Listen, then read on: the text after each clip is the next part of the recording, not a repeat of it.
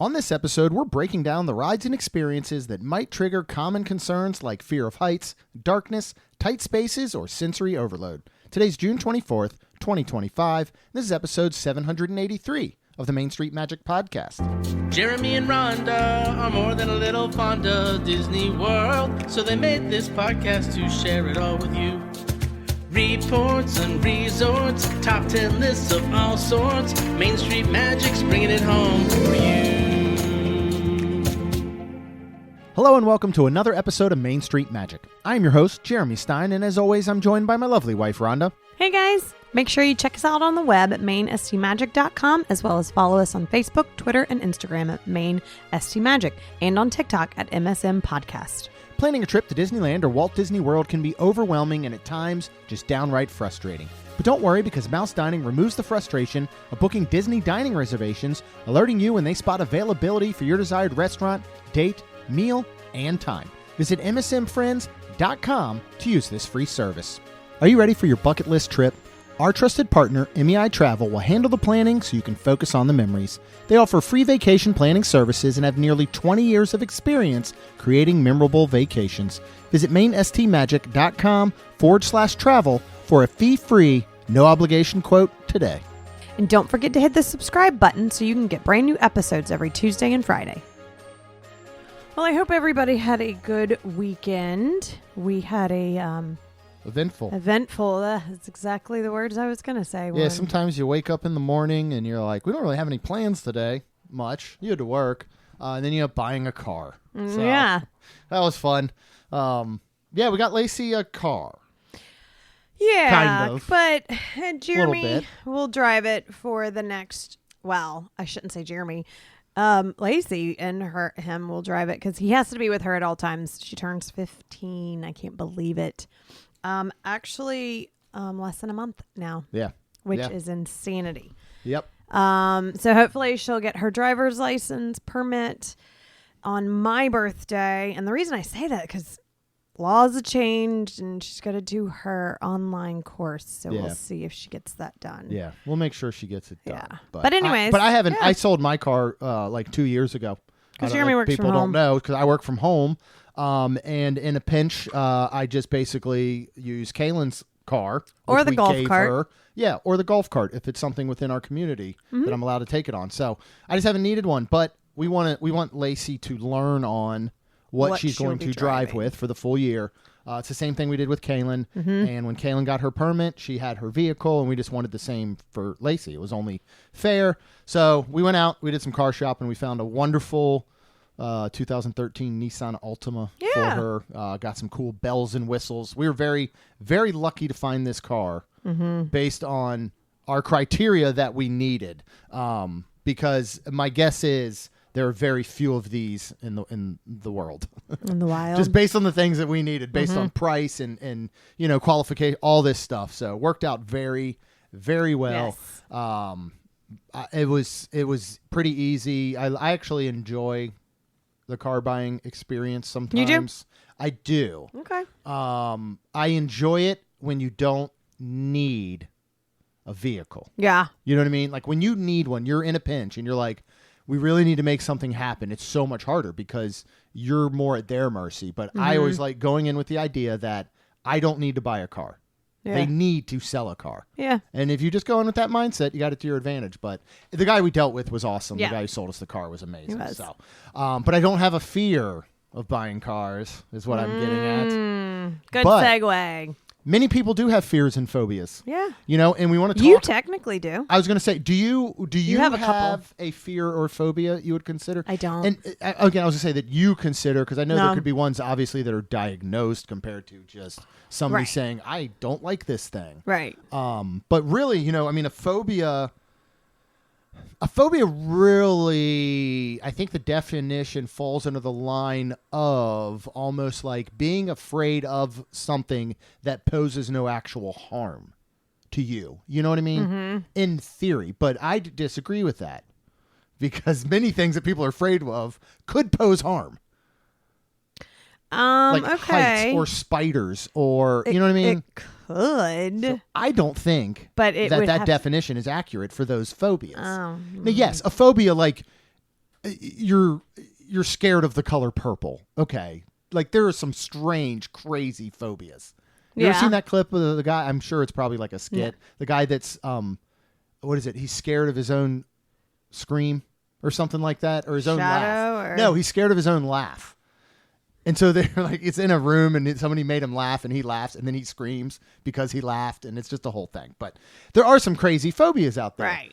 A lot of these, though, we're going to go over some of the very, very common and serious ones. And I'm of the mind it doesn't matter if you think, somebody's phobia or whatever it may be is ridiculous, or maybe it's not serious. It is to them. Oh, 100%. You know what I'm saying? So again, if somebody literally is afraid of the color purple, as silly as that may seem, that is an actual fear to them. Correct. For whatever reason may be in their mental state, and therefore, you would have to you would hopefully help around their phobia. And we'd be doing an episode on where the color purple is. Don't go near Figment.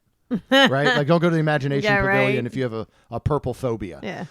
But yeah, there are a lot of common ones. In fact, approximately, I pulled a little stats for us, 9.1% of U.S. adults experienced the specific phobia in the past year. Okay. So it also makes me think that in the scientific and mental study of phobias, again, it's not something I guess necessarily has to be set in. Okay. Like they experienced it in the past year. So you're only really overly afraid of something in the past year. Lifetime, approximately 12.5% of U.S. adults experience a specific phobia. That makes more sense at some point in their lives. And approximately 19.3% of U.S. adolescents aged 13 to 18 had a specific phobia at some point in their lives. So again, pretty common. That's a low percentage, though. I mean, I guess, which is good. It is, but you got to think. I mean, at roughly 10% in adults, that means 1 in every 10. Yeah. So that's not as low as you think. When that's true. When you go to Disney, do a 360, right? Yeah. Think about how many people you see, and 1 in 10 of all those people has some sort of phobia. Right. Well, I mean, like you, for example. I do have a phobia, very much so, of snakes. You have a couple of them. What else do I got? Heights. Yeah, I'm not a fan of heights. I can do heights. They make me very uncomfortable. So we know why your snake is your phobia. Yeah. And if you really this is your first time joining, unfortunately, real quick, long story short, Jeremy's grandma and mom correct me if you were okay. Your aunt was there. Yep. Does Aunt Judy know how to swim though? I don't believe anybody on that side of the family can swim. Of the female side was very fluent in swimming. Any sort of swimming. Okay. Yes. I mean, your mom and your grandma for sure was like, nope. Yes. For sure. My mom did not do well in her swimming course when she had to take it in, I believe, college at the time. Yeah. So mom never got in deeper water. So anyways, they were watching Jeremy. Jeremy's swimming. That's 5. And he was 5. And some rednecks threw a fake snake in the pool. And I mean, just imagine, your mom and grandma or an aunt, nobody jumps in to try to save you, and just is like, "Come on, honey, over here." And that's how I explain it, because they were not that calm, by the way. And I would understand we that. all think it's a real snake in the pool.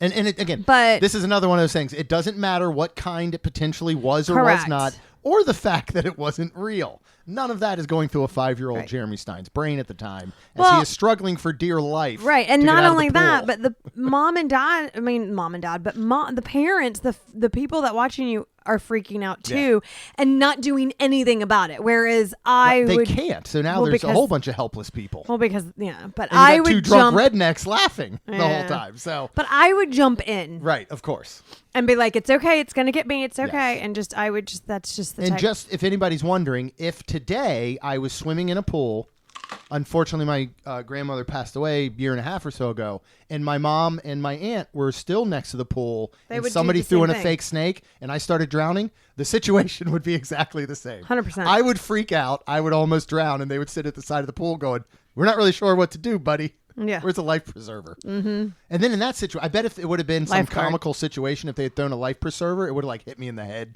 or something, you know what I mean? And then knocked me out. Now I'm laying on the bottom of the pool next to the snake, which we all think is real. But everything was fine. It was fake. It basically just scarred me for life, where I have a insanely I mean, it's a phobia. It's a straight up phobia. Yeah. Usually we don't even use the S word. I have gotten better about it. It used to be my mental state. I would have a nightmare tonight, guaranteed, about them. So, and sometimes become violent in nature as my body flails about as I escape from said danger noodle. But just in case you were wondering, we're going to go over a few more things, but that is called ophidiophobia. 3% of adults have ophidiophobia, which is the fear of snakes. Oh, wow. So, not so funny now, sorry. is it, Rhonda? I mean, yes, my 6'3", 200-pound husband. Yes. Yes, it is. It is funny because listen, they don't have but legs, it's not, yet they can move with such a speed and accuracy. I don't think it's right. There's a is the devil not represented often by a fork-tongued snake? Yeah. There's a reason for that, Rhonda. Okay. I don't care what color they are. I don't care what they kill. I'd rather have a bunch of rats running around the backyard than some black snakes. That's all I'm saying. Would you rather have some poisonous snakes running around? I still don't believe that's true. That is you think can't look it up. I can't look it up. I can't look anything about it up because a photo will show up. Yes, and it then will. I'll have a nightmare. Yes. And then in the middle of the night, get I'm punched. throwing bows. So I'm sorry. All right, let's move on though. Some things you can do, and this has nothing to do with snakes. We have only seen one once in a queue, and if I had known that there was a snake inside of that queue, we probably would have seen if we could have utilized what? DAS or Lightning Lane. Cali River Rapids. Oh, Do you remember that time? There was one do. in the queue. Now, luckily, we were walking. Like, it wasn't like we were standing still. Right. Because I would have ended up on a viral video. I can tell you that Yeah, much. I would agree. Yeah, there have been videos of, like, grown man pushes women and children to ground 100%. as he escapes from 3-inch black snake is what the Correct. title would have said. Yes. So, and you know what? So be it. That's what would have happened. But snakes aside, there are a lot of things that you can do to utilize, a lot of issues, and we'll end on sensory because that is obviously going to be one of the most common issues is having sensory issues and things like that. But one of the big issues is cues and the length of time that you need to wait. Correct. When it comes down to cues and the length of time you need to wait, utilizing DAS, which is their disability service, is going to be your best bet. Yes. Because that's going to shorten the wait time in the queue. Yes. Which often can be what can cause some of the sensory overloads.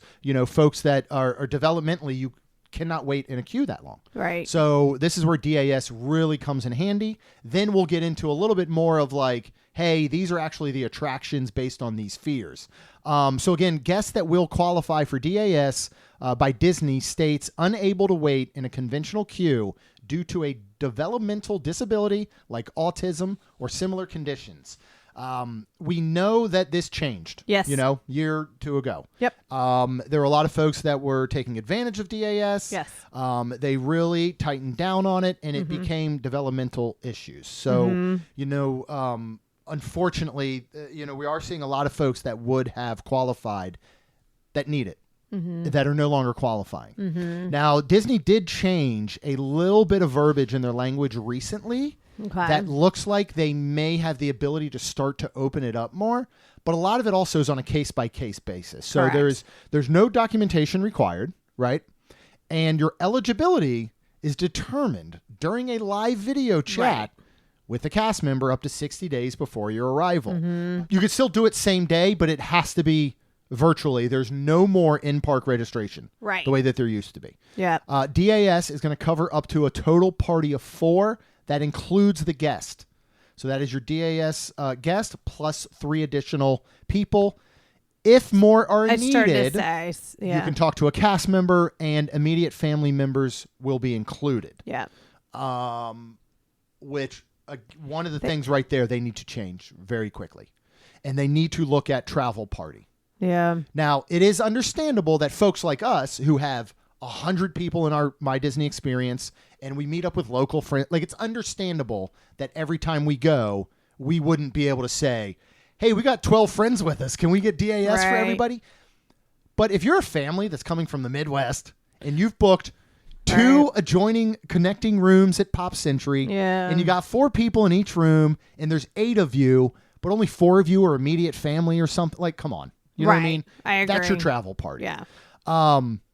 Why don't you talk a little bit about how it works during your experience? We did use it in the past for Lacey. Yes, we did. When we went for Christmas of 2022.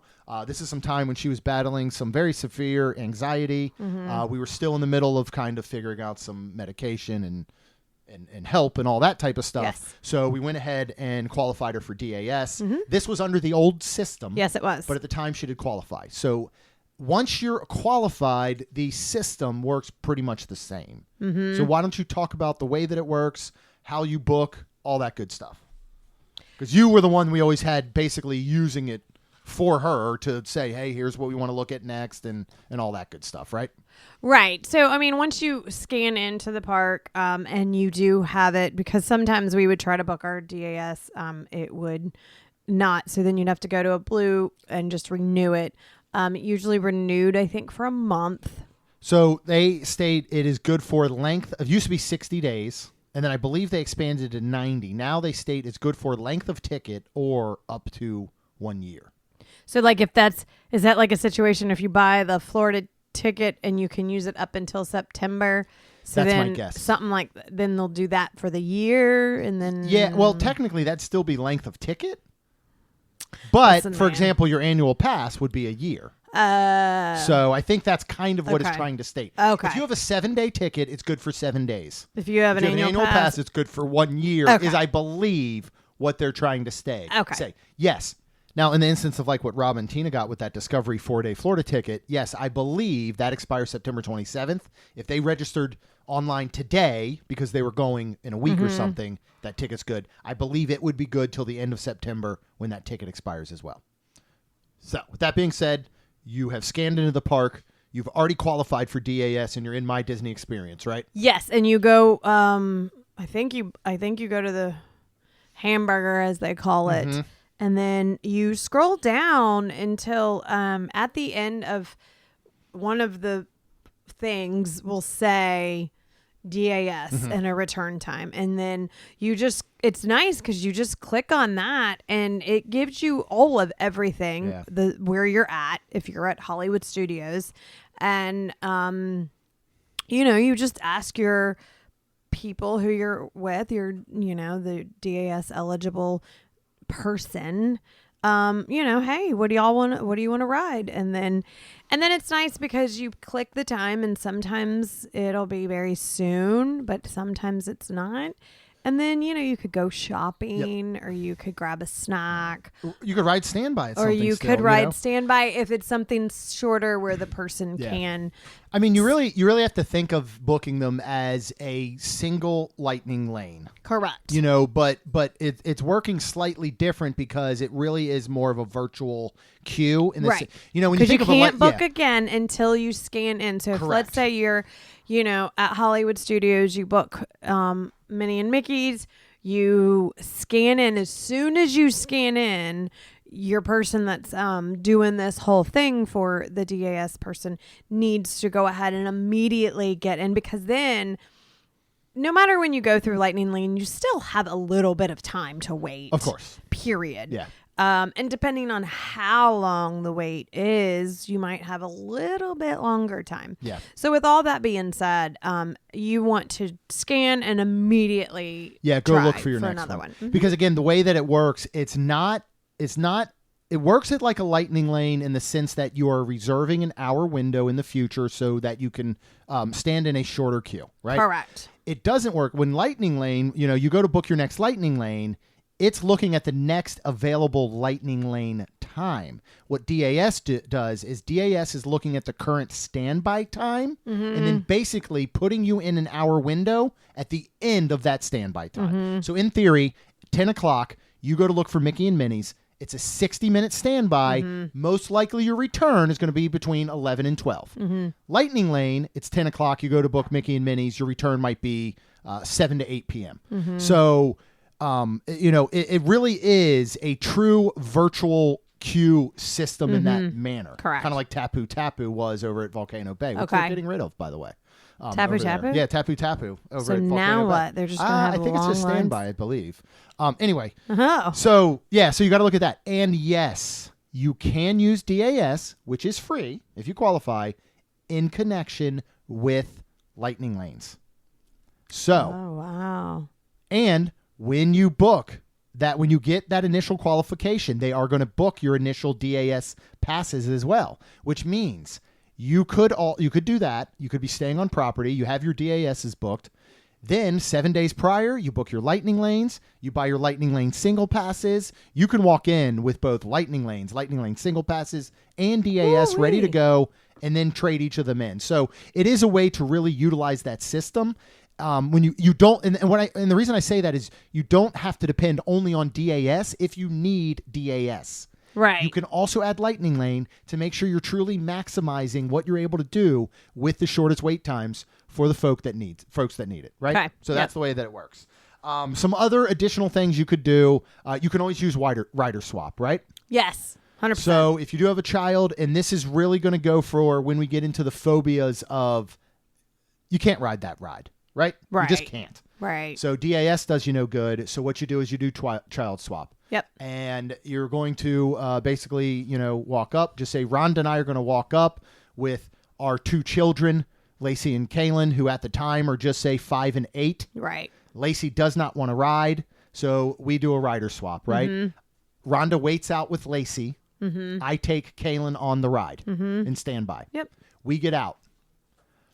I then wait with Lacey. Rhonda and Kaylin go through the lightning lane. Right. And they get to ride. Yep. And that's the way rider swap works. Yep. They're able to scan your magic band or your card, your key to the world, whatever it may be.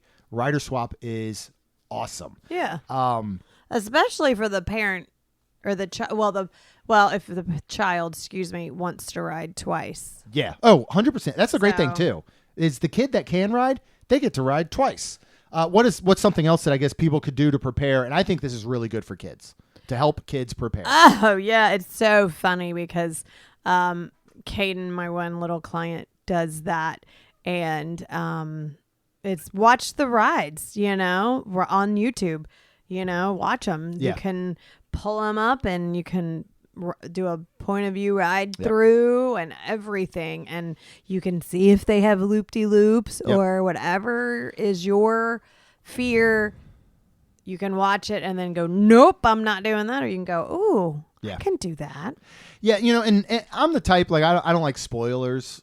You know what I mean? So, like, I'm and the that's type, what was I don't, funny. Yeah, I don't want to watch a ride through because I don't want things spoiled, but I don't have to have a concern. You know what I mean? Well, and that's Caden. It was super cute because how old is he?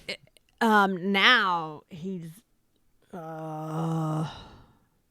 I'm trying to think. Roughly time though. You were saying he would go and like watch rides. But through. still, he still does it even now? yeah, Oh, okay. and that's where I think he's going into like maybe 8th grade or something. He's but my point is, if you're a kid and you watch a ride through at home, but he doesn't and want there's spoilers, right? But he still has a fear, so he wants to watch it. But when you get there and you're on the ride, you're gonna forget the spoiler. You know what I mean? So I don't think it's really spoiling or ruining anything for you. But I think it's a good way to do that. And, we've been talking lately and sharing a lot lately. We've got John Self, who has been writing for us a ton. mainstream.com. Click on the news tab, MSM News. Monday through Friday at noon, he is releasing reviews, food reviews. Nice. We've got so much content there. Another thing he's doing a lot of helping us provide is for our YouTube channel, which we are trying to build and grow. I'm currently working on a long form video that Rhonda and I recorded during our Fort Wilderness stay. I'm gonna try and do one of those a month. We're gonna try and do some additional stuff. Just got some new equipment. All that being said, I would like to start on our channel for this type of benefit, doing some point of view ride videos. So we just got a camera in that will give the ability to do some point of views to start. Now, it'll probably start on the slower rides. I'm not taking that sucker on Rock and Roller Coaster and dropping it when I'm not knowing how to use it yet. Oh, dear God. So we'll wait. But it's something I'd like to do. And I know there's a million of them out there. But if we can just be another addition to those million videos, and if somebody comes across ours and it helps them or their kid or whoever it may be, going to Disney with these phobias, then cool. So we will start doing some of those. There's a lot of quiet spaces when you need that time to decompress. Mm-hmm. You can go to the baby centers and first aid cares. There are a lot of wonderful spots around the park, What was it? What episode we were just talking about for whatever reason? Columbia Harbor House and upstairs. Right? Yeah. Great quiet spot sometimes if you need to get away. You know, there's a lot of areas that you can do things like that. So just know where they are. But those babysitters and first aids are a great spot just to chill. Yeah. And then, you know, talk to the cast members because... What? I just laughed because I'm thinking of Lacey and I want to be like, no, don't. Well, don't talk to the cast members or the team member if you're going on Jurassic River Adventure. Still, but she did, and it just reminds me of that. And like, I guess, I don't know, like maybe, talk to the cast members, but I'm also like, how will they be? Will they be brutally honest? No, here's why you talk to them. They'll let you preview the queue. That's what I'm going for. So when you go in the beginning, you simply say, like, we know that there's a chicken door at Tower of Terror, right?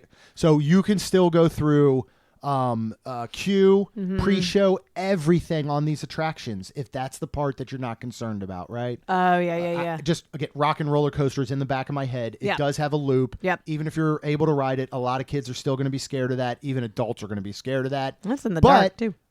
I love Aerosmith.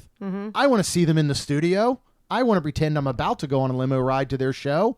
I want to see the pre-show. No problem. Come on in. At the very end, there's going to be an exit door. The cast member is going to let you take your child out, or if you're old enough, you can go ahead and just exit yourself. Yeah. So, again, just one of those things to think about. And, of course, Lightning Lane. Oh, yeah.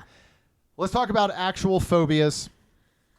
Again, don't have to worry too much about fear of snakes and me. I will when the new Indiana Jones ride opens. I can guarantee. So why did it have to be snakes? I guarantee they're in there. Oh, yeah. Right? But did you know, and we're not going to talk about this one, if you have this phobia, do not go to Disney World. And that is automatonophobia. Can you guess what that is? It has nothing to do with cars. I just started to say cars. No, I don't know. What? Automatonophobia. It is the fear of audio animatronics or doll-like kind of creatures and stuff. I looked it up and I figured there's got to be a fear of that. Oh, 100%. Right? I mean, imagine riding Pirates of the Caribbean with the fear of audio animatronics. Well, I started to say every time we get off tower, I feel like we get off, and I don't know if it's in every single one, but we get off and there's a doll sitting there. It's like the old school creepy. It looks like Slappy. It does. Right from Goosebumps. And I'm like, and I watch it every time, and I'm just waiting for him to like turn his head or look at me. Talk about a great detail in an attraction. Yeah. If they put a little motorized in there where every once in a while his head just turned. I'd be like, oh my God. I'd be like, Jeremy, that thing moved. But again, all kidding aside. First one we're going to talk about is heights. Very common. Acrophobia. 3 to 6% of adult Americans have this. I definitely have some form of it. I have more of the feeling of insecurity with heights. Okay. If that makes sense. So, like, I'm okay with Tower of Terror. I have a light fear of the height of it, but I have a confidence in the security of the system that it doesn't have an overwhelming fear. Okay. If that makes sense. Now, I don't really prefer to go outside at Dahlia Lounge, 16 floors up on Grand Destino. Oh, yeah, that's true. Because there's like a 3.5 foot tall gateway between me, 100 yards in concrete, and I don't care for that. Yeah. So those types of things make me very uneasy and uncomfortable. And then if we go up to something like Dahlia, I will sit in a seat that is closest to the building and the wall. I'm not going to sit one against the little ledge or the windows or whatever. Right. So that's kind of where I fall within that. Yeah. But if those are your fears, what are some that you definitely probably want to stay from with your fear of heights? Well, for heights and sickness, Astro Orbiter at Magic Kingdom. Because a lot of people look up and go, oh, it looks like Dumbo or Aladdin. No, folks, it is not. It is a lot faster. Yeah. And when you're up there, I mean, you're high up there. You are. And it just, I had my patch on and felt a little nauseous on that. So, but over at Epcot, Soarin', you know, especially if you look down. I mean, and the thing is about Soarin' is it's both real and simulated heights. Correct. So it's like double scary. Correct. Because you're like, oh, I'm not actually that high. But it's only simulated. But then you look down and you're like, down, oh no, if I fall, there's going to be some issues. Right. Oh, Are you ever on there? Do you ever just think about flipping a shoe off? Is it just me?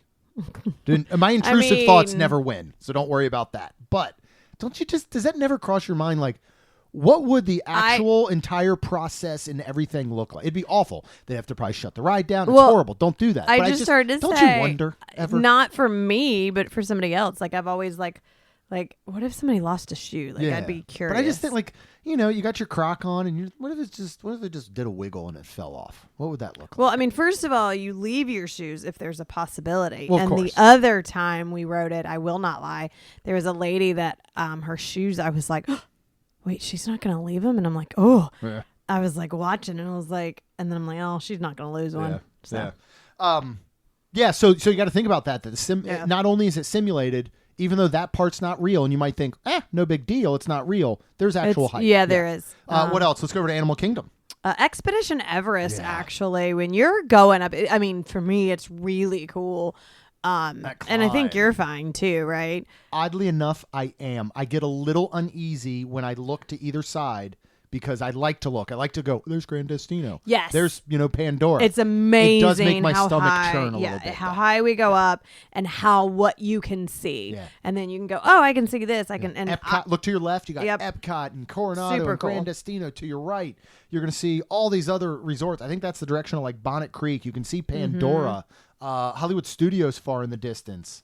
But it is high, and it is a slow incline. And not only that, you coming out of that drop, I mean, you are up there. Yeah. Now we're going to talk about some drops later, and it's definitely going to fall under that list. And then finally, the last one for heights, I think, is a pretty obvious one, right? Yeah, and that's over at Hollywood Studios, and that's Tower of Terror. Yeah. It's nice, though, because it's high, because it takes you up, but at the same time, like, you can't, like, really look over a ledge or anything like that. So it doesn't feel, to me... But, I mean... To me, I think this is more... I don't know if this would be considered a thing. Like, I'm going by what you're saying. A mental versus physical fear. And I just started to say, this is where I let you take it because, I mean, again, I'm not scared at all. To me, the fear in Tower of Terror is more in the walk up, in the queue, and the wait than it is in the ride. Because, like you're saying, once you're in the ride vehicle, there's only very small moments that you look out from the height. Mm-hmm. Right? So otherwise, you're in enclosed dark spaces. Correct. It's really not as bad. Now, however, if we go on to our next one, which is basophobia or tachyphobia, which is the fear of speed, thrills, drops, Tower of Terror is 100% probably at the top of the list for that one. Wouldn't you agree?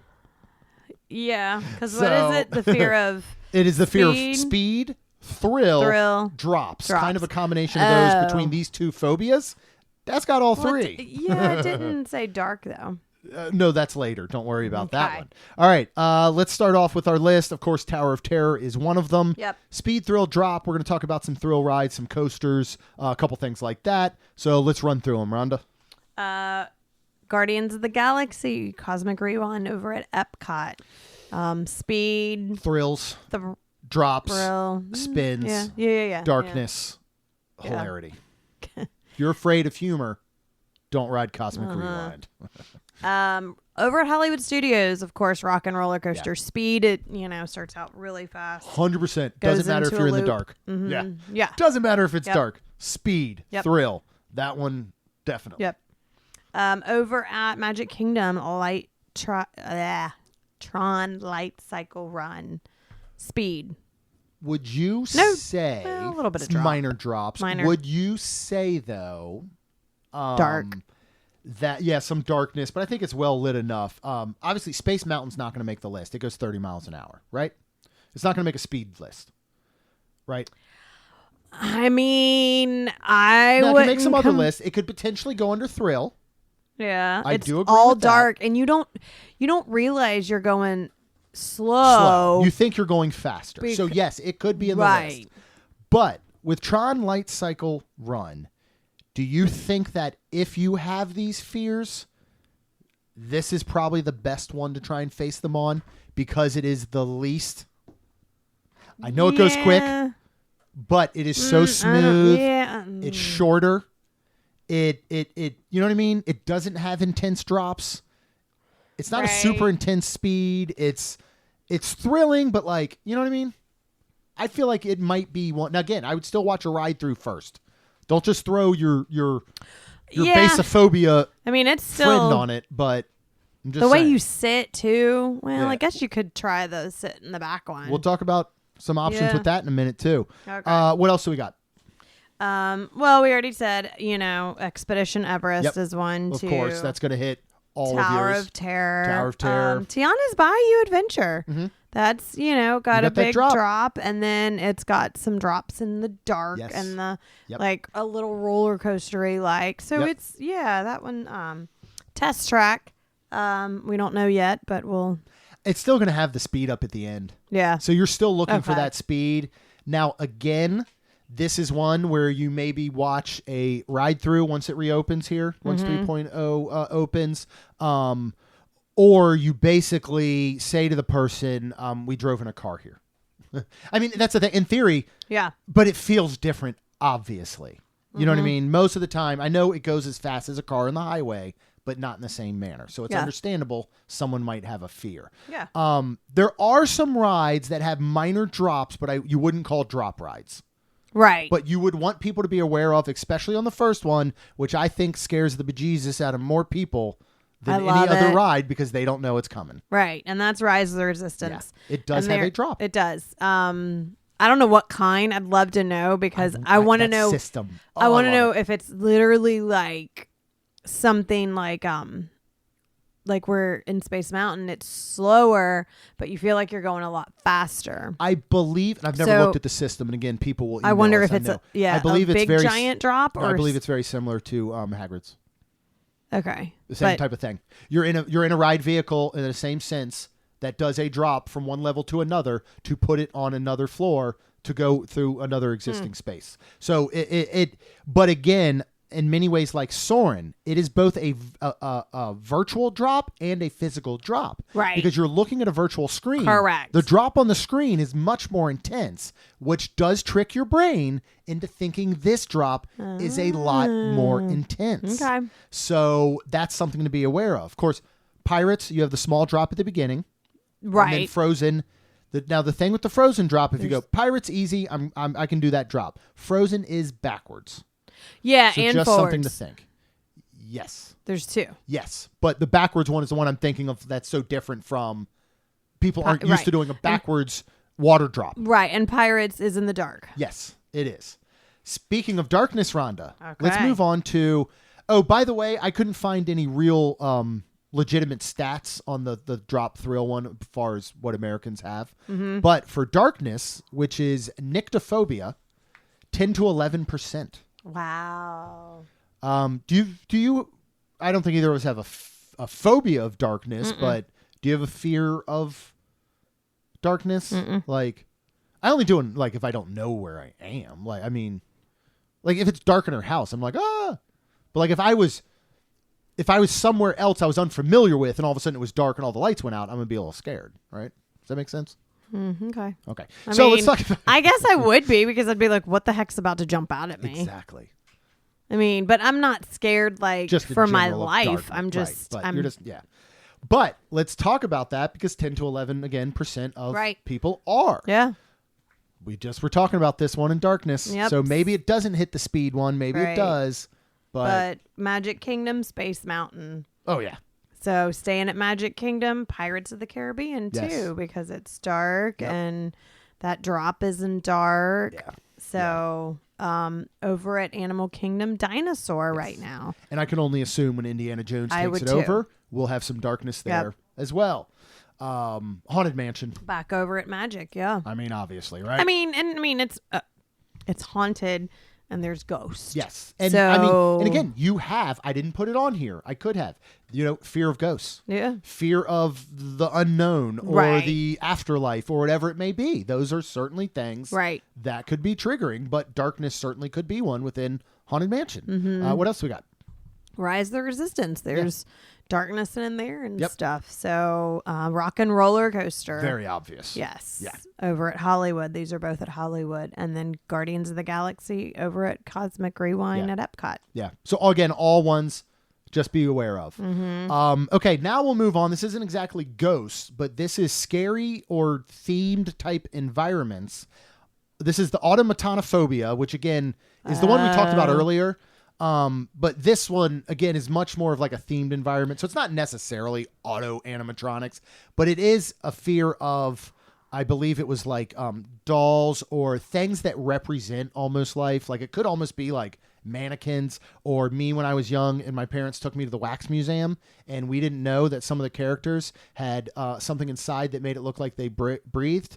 And I was unaware of that. And as a young child, I'm just staring at Abe Lincoln and this dude starts breathing and I freaked out.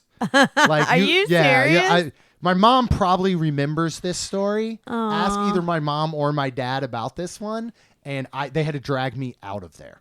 I can't remember if it was in Gettysburg or something. Why would they have to drag you out? I would think you'd have to drag them out. You know what I mean. Like you'd have been running out of there. I know, but I'm saying, like, I'm pretty sure I went from floor to mom's arms in seconds, and then she's basically, has to get me out of there as quick as possible. So I didn't know it was coming. So anyway, that's more along the lines of what this falls under. So again, you're going to hear this a lot, right? Haunted Mansion. Oh, yeah. A lot of that. Yeah, I mean, absolutely. What else could be scary? And I think this definitely goes for small children.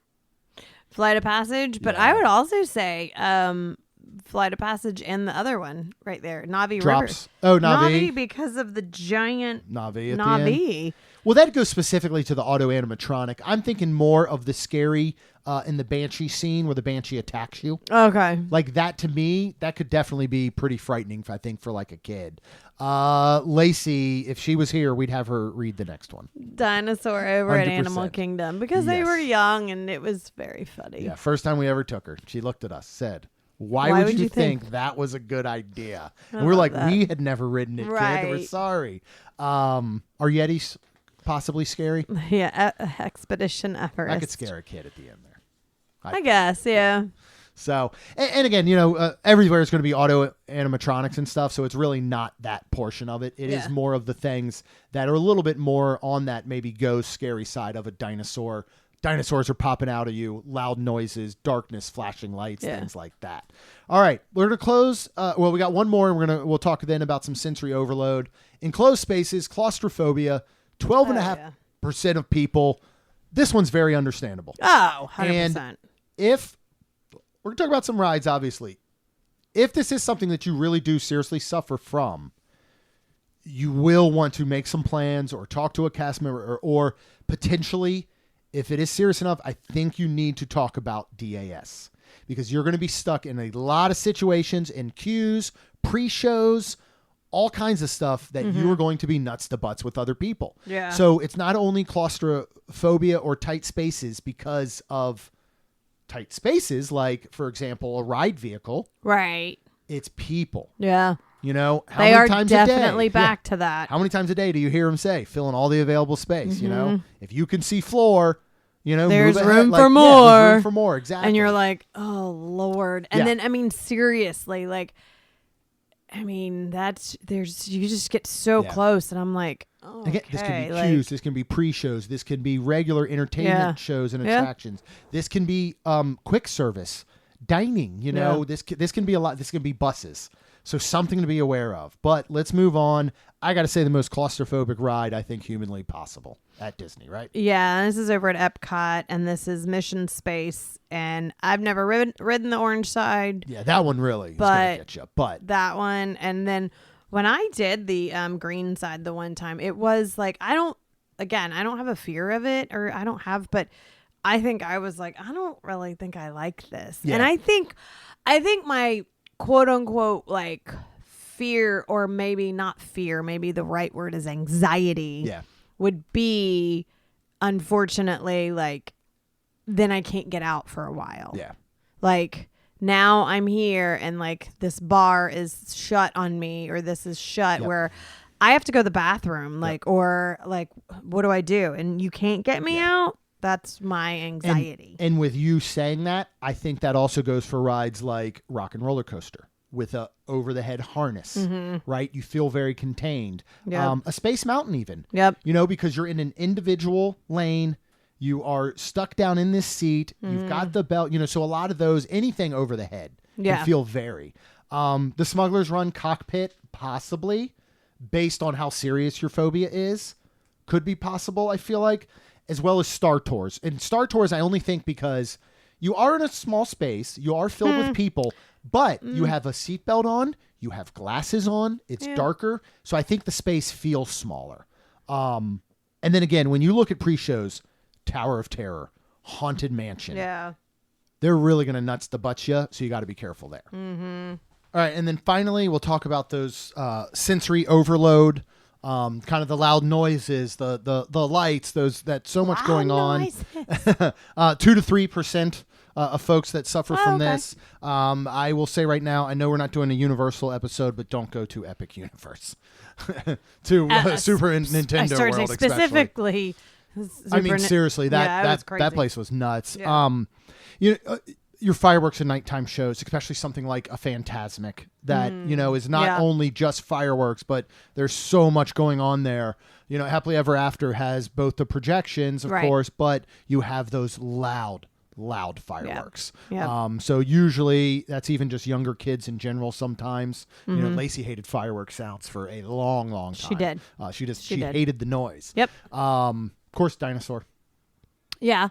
I mean, they're everything's dinosaurs. going on there, right? Yeah. You've got lights, you've got motion, you've got flashing strobe type effects. Yep. Again, there's a lot to take in there. Yep. What are some other ones we've got? Guardians of the Galaxy is pretty loud with the music, which, is fun, but unfortunately it is. And then, there's screens and other things. Well, it comes down to one of those things like, we were in the car earlier and Rhonda said something which I didn't gather because I was paying attention on the new car setting the radio stations.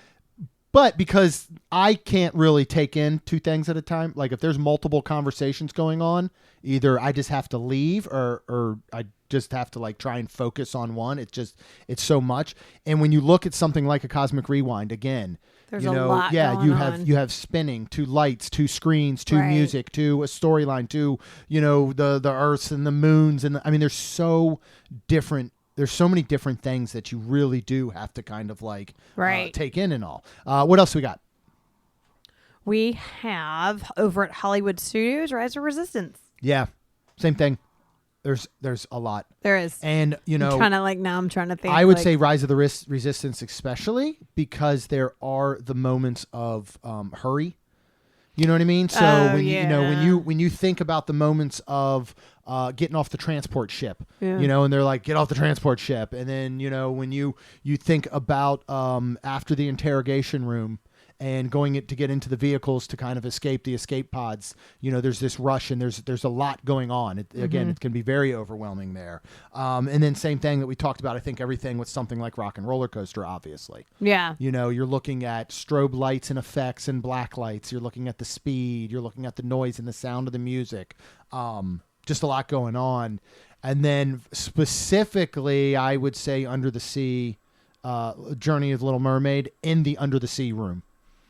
Showroom, you know what I mean? Right, with all the fish. Yeah, it's that big open room. It's playing under the sea. It's bright colors. There's lights. It's a lot going on everywhere throughout there. So I think that is really, when you start really focusing on attractions, something to really, really look at. It's not an attraction, but I want to put it up there because a lot of people want to visit Oga's Cantina. Yes. And Oga's Cantina, honestly, can fall under a lot of these. I could think it could fall under claustrophobia. Yeah, because they really pack you in there. And sometimes you sit with people that... Yep. If you have a fear of... Now, obviously, I know you're at Disney. You have to be around people, and you're probably going to communicate with some. But there's a slight forced communication there, that you have to go into. Now, a lot of times when we do it, we have a party, so we're kind of our own thing. But you will interact with those people. Yeah. You have DJ Rex, who's spinning music. You have sometimes stormtroopers that will walk through. I've never seen them. We've seen stormtroopers walk through there before. Yeah. I can remember the one time we went, it was not long after I got sober, and we went and we stood by the bar side, around that right side if you're facing the one end of the bar, and stormtroopers came through. It was like dead. We went as a walk-up, and for some reason it was super dead in there. It was like us I don't and know 6 why other I don't people. remember that. Yeah, and stormtroopers walked through. So this would have been about a year ago. Yeah. So yeah, but again, there's so much. Sometimes, the cast members and all will start breaking out in song and chants, and everybody will join them. So it falls under, I think, a lot of these sometimes. Yeah, So again, just true. something to kind of be aware of. We do have a few, I would say, if you are looking for more of those sensory-friendly alternatives, the ones that you can really focus on, let's give a couple of options there. What are a couple that you think would fit under those that are going to be a lot more friendly? The Seas with Nemo and Friends at Epcot. And then if you do feel like it's a little overload of something, like my specific, if I don't wear my patch through the tunnel of the ECA, what is it? Where the bubbles and the turtles. Yeah, that projection's pretty rough. Well, and I have to close my eyes because it's too much for me. That's much more of a motion type thing. Yeah. There. But anyways, still after the ride, you don't have to ride the ride if you don't want to, but you could ride the ride and then go look at all the animals. And I think that's so friendly cool. area. Yes. Yep. And especially when you great. start looking down at the fish. Yep. And you can read about them, and it's never very crowded throughout there. And then Turtle Talk with Crush. Yes, I think can also be another really good one. Yep. What are some other options? Let's stay in the same building. Oh yeah, and go to Living with the Land. Yep. We're about to be living with the land. I know we're about to get back in this garden, so we don't pass out. It's so hot. I'm so excited, but yeah, I love that ride. It's such a great ride. Nice, so great, calm, relaxing. 100%. Same things if you go over to Magic Kingdom and do the People Mover. Yes, that's nice. Kilimanjaro dark, safaris. though. There's the dark part, and then I don't know. This is what I think it's funny, and I don't ever I'm not fearful of it.